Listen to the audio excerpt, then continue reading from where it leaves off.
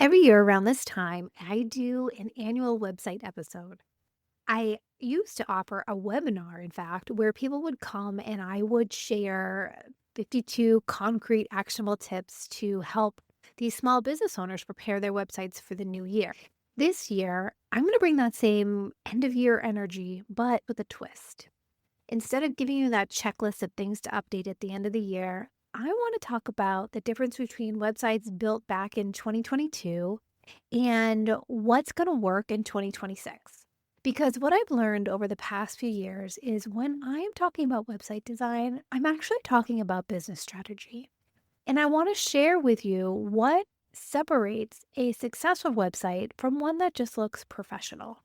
Because in this day, and age in 2026, a professional website isn't going to cut it. It needs to have other elements to make it successful. This episode isn't going to be about the latest design trends. It's going to be about understanding what your potential client expects when they land on your website in 2026 and making sure your website delivers these expectations instead of causing frustration for potential clients. Welcome to Website Design Made Simple, the podcast for busy small business owners who want a high-performing website that converts and sells their offers, even while they're sleeping. Because you deserve to have a strategic and beautiful website that truly represents your brand and positions you as the expert that you are. I'm your host, Jenny B., web designer and creative director at Jenny B Designs, where we believe that your website is the one thing that makes you sales and builds your brand at the same time. Ready to say goodbye to a website that you're embarrassed to share? And hello to a money-making, personality-packed powerhouse? Let's head into today's episode. Welcome. Thank you so much for joining me today in this year-end episode, one of my favorite episodes to do every single year. If we haven't already met, my name is Jenny B, and I own Jenny B Designs. We are a brand and web design studio, and I just love helping small business owners design beautiful, impactful, personality-packed websites that attract their ideal clients and make them money. We can start with the 2022 website mindset. I think a lot of us felt back in the early 2020s, shortly after the pandemic, that if we build it, they will come. We built our websites focusing on looking professional over being helpful, over thinking truly about our ideal client and who is coming and how to make the user experience work well. There was a lot of desktop first thinking and mobile as an afterthought, and using SEO as just another thing to check off the list. And a lot of times, business owners would separate social media and their websites, thinking about them as separate entities. And actually, this in fact still happens today, but it's something that we have to talk about. In 2026, the website reality that I think is going to be true is that every single website must earn attention from users through providing immense value every single day. And that user experience is going to trump the beautiful, perfect design every single time. It is all about user experience. We need to assume that people are coming to us on mobile first, and that there are different ways that people are going to be coming to our site and navigating it and integrating a digital ecosystem approach. And I'll elaborate more on that. There are some signs that your website could be stuck in 2022. If you are still talking about building your online presence, instead of focusing on your clients' problems and how you solve them. If you're treating your website like this digital brochure instead of a massive sales tool, your website should be the number one tool in your small business toolkit. If your navigation is designed for desktop users who have time to explore, and spoiler alert, it's if your navigation is too big or too lengthy or is not concise enough.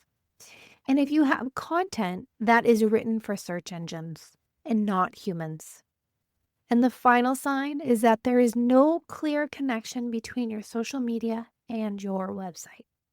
In 2022, We assume that people would go to our websites and fill out long contact forms on the contact page. Yeah, someone wants to reach me, sure. They just have to fill out this long form and they will get in touch. But today, people expect different ways to connect with you. They expect to be able to have a short contact form, or maybe they want to be able to schedule that consultation call. Maybe they want to be able to text or send a DM. They want different ways and easy ways to connect with you. Back in the day, we thought that there was one size fits all homepage and homepage messaging. But now in 2026, we know that we need to personalize the experience based on who they are and what they're looking for. In 2022, we might think that we need to update our website maybe once a year. And truthfully, a lot of people do it less than that. But in 2026, it's going to be important to update our content every quarter at a minimum. And I've always said this. I've said that you should be updating your website quarterly. Things change. But next year, it is very important that you're keeping an eye on what content is resonating with your users. It's not a set it and forget it. It's a set it and then see how people are responding and then analyze what they're doing and then make changes.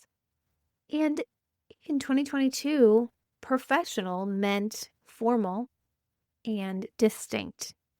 But in 2026, it means being as helpful and authentic as you can and bringing out your personality. And that's something I've said all along.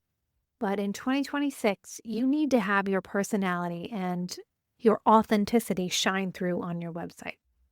What I'm going to do is walk you through 4 pages of your website and share with you some content strategy and what truly differs between, I'm going to call 2022 before and today, 2026, because I can't keep saying 2022.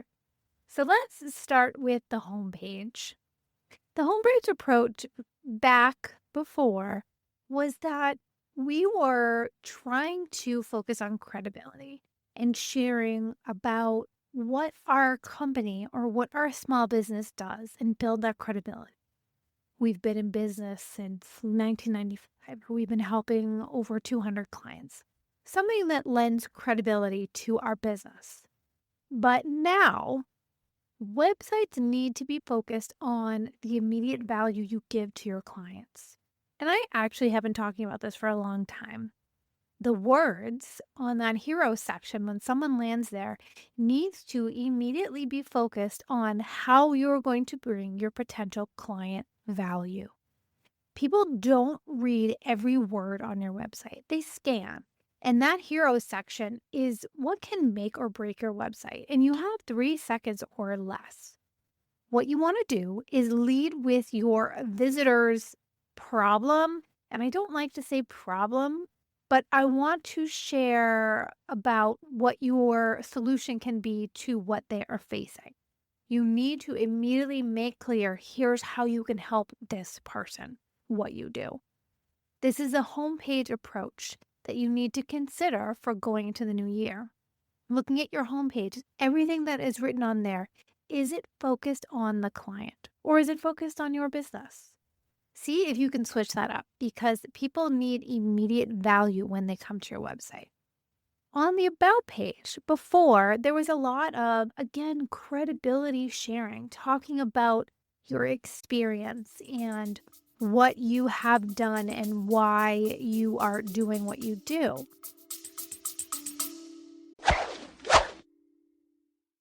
I'm interrupting this episode to ask you a question. Is your website working as hard as you are? You've invested in a website, but if visitors aren't becoming paying clients, something's missing. My website audit is a professional review where I will analyze your site and identify exactly what's blocking conversions. You'll get a prioritized action plan with specific changes to turn more browsers into buyers. So stop guessing what's wrong and get some clear answers. Book your website audit today. The link is in the show notes. Now back to the episode. But in reality, in today, you need to make that connection and it needs to all be client facing. The shift should be from talking about your resume to building relationships because people buy from people that they know, like, and trust. That About page is about you, but more So it's about them. Everything needs to be from the client lens, talking about why you are the best person to solve the problem that you have. And of course, having personal stories and values, having behind the scenes photos, some of the client impact that you made, anything that can make it more personable. I have been talking about bringing your personality to life on your website for a number of years. But I think truly in 2026, this is going to be more important than ever because of AI, because content is so easy to come up with. And because the fact that so many people are using these AI models and generating just copy after copy and posting things on their website, it is more important to have something written by you that has personal story and values behind it than just getting content up on your page. Now, on your services page, the before thinking was sharing about all your different offers and what you include and talking about features instead of benefits. What you want to make sure this coming year is that you are talking about the benefits that you provide. I am not providing someone with a 5-page website design. I am providing someone with a website that works while you sleep to book consultations and make you money. That is the benefit that I'm bringing. People want to know how you can help them. And of course, social proof is important. Having those client testimonials woven through that services page. When someone comes to this page, it's really where they're making the decision, do I want to work with this person or not? You can't have too many testimonials. And if you have a specific service, ensuring that those testimonials are about that specific services. And of course, investment pricing. I have been sharing that it is my belief you need to have clear, transparent pricing on your services page. I believe in 2026 that it's going to make or break whether someone wants to work with you or not. You need to be transparent. Transparency and authenticity is more and more important. And when you don't list your prices, you are being non-transparent. You aren't sharing everything, and people are confused. They're not going to know if it's an investment they can make or if it's too much for them or if it's too little. And sometimes they might not reach out because of that.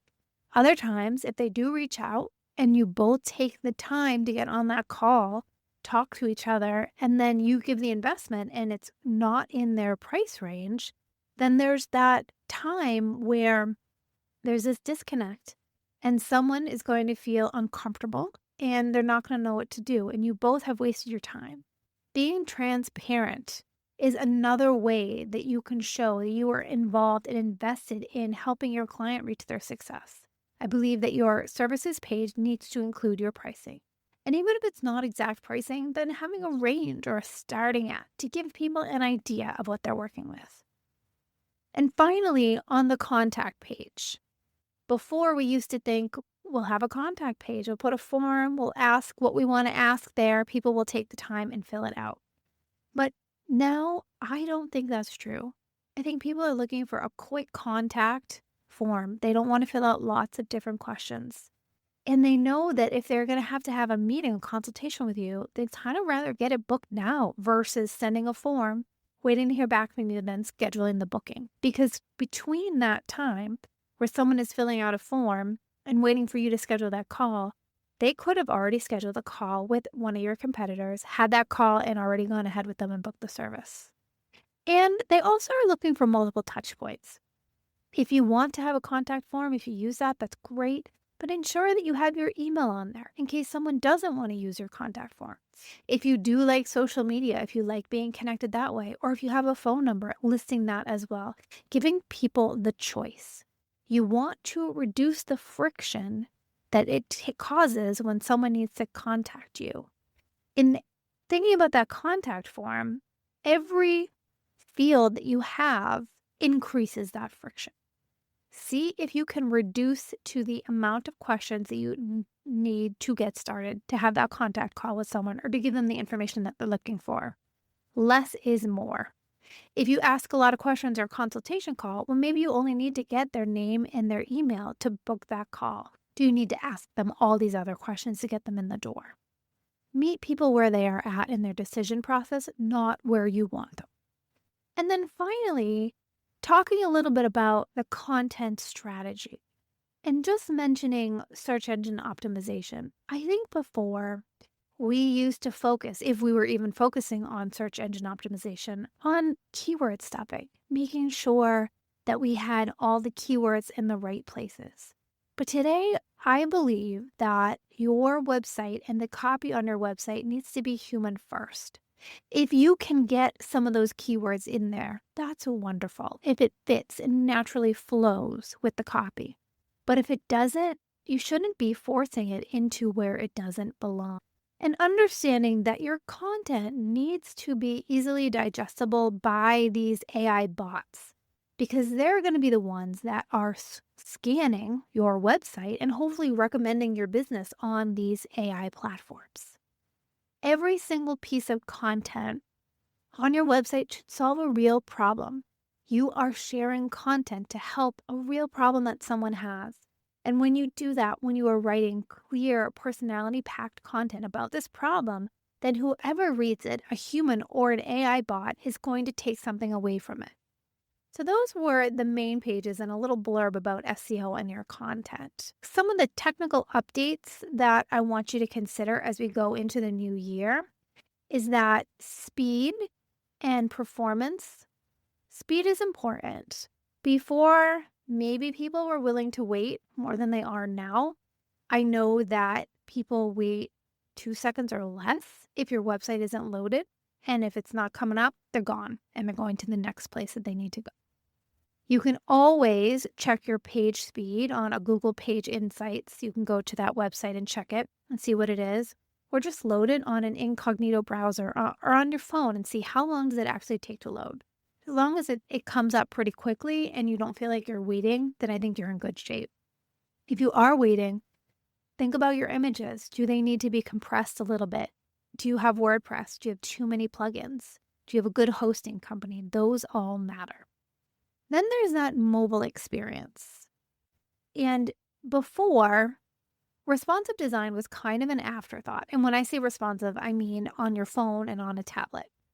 It was mostly like a desktop version, but shrunken down. So similar like the desktop, but just smaller. Today, I think mobile first needs to be top of mind. It needs to be thumb-friendly navigation. I know when I'm designing a website, I love to design beautiful websites and I have fun with the design. And I get to do that on the desktop version. But when it comes to mobile, I really take a lot out. I reduce the pictures, I reduce the spacing. Anything that we don't need to actually see on the phone, I take it out. Because people are in a different mindset when they're on the phone. They're just there for answers and they want to take action. And so ensuring that this mobile first design is top of mind for 2026.